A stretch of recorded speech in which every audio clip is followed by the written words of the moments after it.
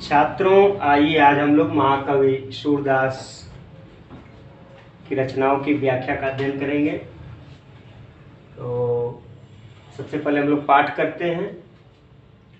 हरिजू की बाल छवि कहों बरनी, सकल सुख की शिव कोटि मनोज शोभा हरनी। भुज भुजंग सरोज नयन बदन विधुजित लरनी, रहे विवरण सलिल नभोपमा पर दुर्डरनी। मंजु में चकमल तनु अनुहरत भूषण भरनी, मनौ सुभग सिंगार शिशु तरु फर्यो अद्भुत फरनी। चलत पद प्रतिबिंब मणि आंगन गुटुर वनि करनी, जलज संपुट सुभग छवि भरि लेते उर जनुधरनी। पुण्य फल अनुभवति सुतहि बिलोकि के नंद घरनी, सूर प्रभु की उर्वशी किलकनि ललित लरखरनी। तो आइए सबसे पहले हम लोग कठिन शब्दों को देखते हैं। तो हरिजू भगवान की, बाल छवि बाल सौंदर्य, कहों वर्णन वर्णन कहाँ तक करें, अर्थात प्रभु श्री कृष्ण, बालक प्रभु श्री कृष्ण के बाल सौंदर्य का वर्णन कहाँ तक करें।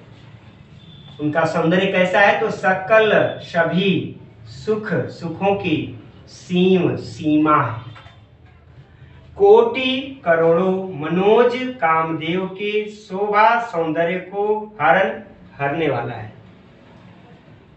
उनकी भुजाएं सर्पों को, नेत्र कमल को और मुख चंद्रमा को भी जीत लेती है, जिसके डर से सर्प बिलों में, कमल जल में और चंद्रमा आकाश में छिप गए हैं, और भी दूसरे उपमान भी उनके भय से छिप गए हैं।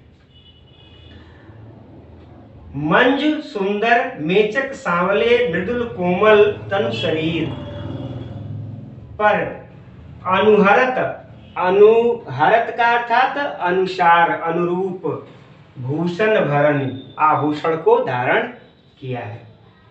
मनो मानो ऐसा प्रतीत होता है कि सुभग सुंदर श्रृंगार का शिशुतर छोटा पौधा, फर्यो अद्भुत फरनी अद्भुत फलों से लदा हुआ है। चलत पद चलते हुए पैरों का प्रतिबिंब परछाई, घुटुरोवन करनी घुटने और हाथों के बल, मणि आंगन मणियों के आंगन में, जलज कमल संपुट पंखुड़ियों में, सुभग सुंदर छवि सौंदर्य, भरि लेति उर जनु धरन धरन माने पृथ्वी। पुण्य फल अनुभवति सुतहि पुत्र को विलोक देख के, नंद घरन माता यशोदा। सूर्य प्रभु की उर्वशी किलकनी माने किलकारी भरना, और ललित माने सुंदर, और लड़खड़न माने लड़खड़ाते हुए चलना। अब आइए इसका सबसे पहले हम लोग संदर्भ देखते हैं। तो संदर्भ जानिए। हिंदी साहित्य आकाश के सूर्य वात्सल्य सम्राट महाकवि सूरदास जी द्वारा रचित सूरसागर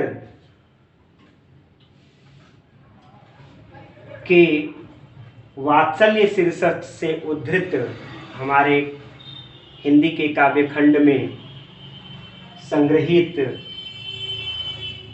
पंक्तियां हैं। प्रसंग होगा कि प्रस्तुत पंक्तियों में महाकवि सूरदास जी ने प्रभु श्री कृष्ण के अनुपम सौंदर्य का तमाम उत्प्रेक्षाओं के माध्यम से वर्णन किया है। तो आइए देखते हैं व्याख्या को। महाकवि सूरदास जी कहते हैं कि हम अपने प्रभु के बाल सौंदर्य का वर्णन कहाँ तक करें। उनका सौंदर्य सारे सुखों की सीमा है और करोड़ों कामदेवों के सौंदर्य को हर लेने वाला है। उनके प्रत्येक अंगों जैसे उनकी भुजाएं सर्पों को, उनके नेत्र कमल को और उनके मुख चंद्रमा को भी जीत लेते हैं, जिसके भय से सर्प बिलों में, कमल जल में और चंद्रमा आकाश में और भी सारी उपमाएं उनके डर से छिप जाती हैं। उनका जैसा सुंदर, सांवला और कोमल शरीर है, उसी के अनुरूप आभूषण धारण किए हुए हैं। वह आभूषण धारण किए हुए ऐसे सुशोभित हो रहे हैं मानो कोई श्रृंगार का छोटा सा पौधा अद्भुत फलों से लदा हुआ है।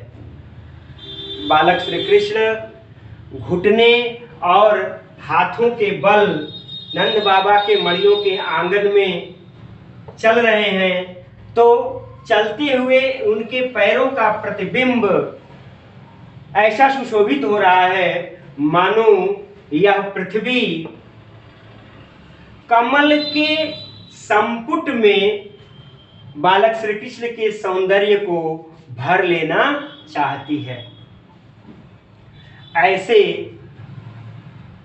सुख प्रदान करने वाले, आनंद प्रदान करने वाले पुत्र को देख करके नंद बाबा की पत्नी माता यशोदा अपने पुड़ियों को याद करती हैं, पुड़ियों का अनुभव करती हैं कि हमारे बड़े पुण्य होंगे जिससे ऐसा आनंददायी सौंदर्यवान पुत्र हमें प्राप्त हुआ है। सूरदास जी कहते हैं कि हमारे प्रभु बालक श्री कृष्ण का इस प्रकार से सुंदर लड़खड़ाते हुए चलना और किलकारी भरना हमारे हृदय को भा गया है, हमारे हृदय में बस गया है। तो ये इसकी व्याख्या रही। अब आइए हम आप लोगों को काव्य सौंदर्य बताते हैं। तो महाकवि सूरदास की सभी रचनाओं में ब्रजभाषा है और इसमें प्रतीप अलंकार है। प्रतीप अलंकार की विशेषता यह है कि उसका लक्षण है कि उपमेय को उपमान और उपमान को उपमेय मान लिया जाता है, तो प्रतीप अलंकार है। इसके साथ ही उत्प्रेक्षा है और अनुप्रास अलंकार है। ये अलंकार है। दूसरा इसमें वात्सल्य रस है। वात्सल्य रस है। वात्सल्य रस है तो माधुर्य गुण है। माधुर्य गुण है और शब्द शक्ति इसमें लक्षणा है। शब्द शक्ति इसमें लक्षणा है और इसका छंद है गेय पद। गेय पद। तो प्रस्तुत पंक्तियों में उपमा, प्रतीप एवं उत्प्रेक्षा का बड़ा ही मनोरम वर्णन, चित्रण इन्होंने किया है, निरूपण इन्होंने किया है। इस प्रकार आज आप लोगों के पाठ में संग्रहित महाकवि सूरदास जी के वात्सल्य भाव की व्याख्या पूरी हो गई। धन्यवाद।